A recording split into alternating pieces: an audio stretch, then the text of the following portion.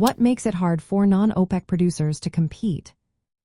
Imagine trying to run a race where your competitor has a head start, better shoes, and a team supporting them. That's pretty much what non-OPEC oil producers face when competing with OPEC members. OPEC, which stands for the Organization of Petroleum Exporting Countries, is a group of countries that work together to control oil supplies and influence prices.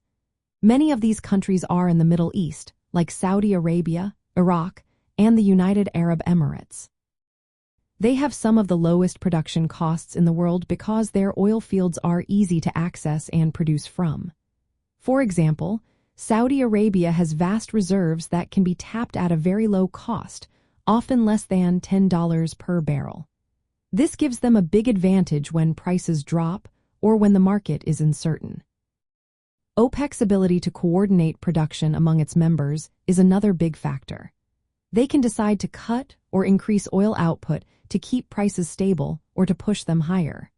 This kind of collective action is hard for non-OPEC producers to match because they often operate independently. Without a unified group, they are more vulnerable to market swings and cannot easily control supply to influence prices.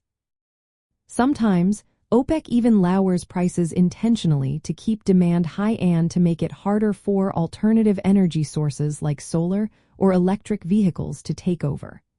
When prices drop, higher-cost producers struggle to stay afloat because their costs are often much higher. Many non-OPEC countries face higher operational costs. For example, extracting shale oil in the United States involves hydraulic fracturing and horizontal drilling, which are expensive and requiring constant investment. These methods also depend heavily on oil prices staying above a certain level to be profitable.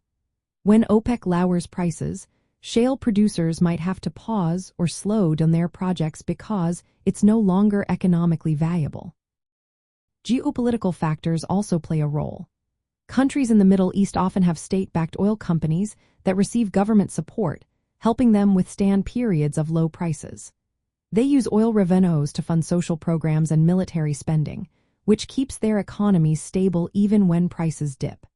In contrast, many non-OPEC producers relying on private companies or have less government backing, making it harder to survive price drops. Reserves and market perception matter too.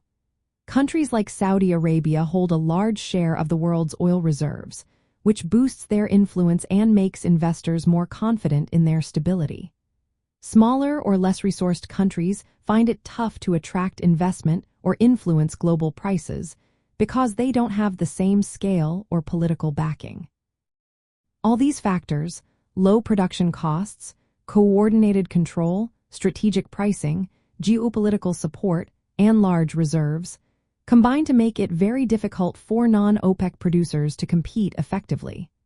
They often find themselves at a disadvantage in the global oil market, especially when OPEC countries decide to adjust their output to shape prices.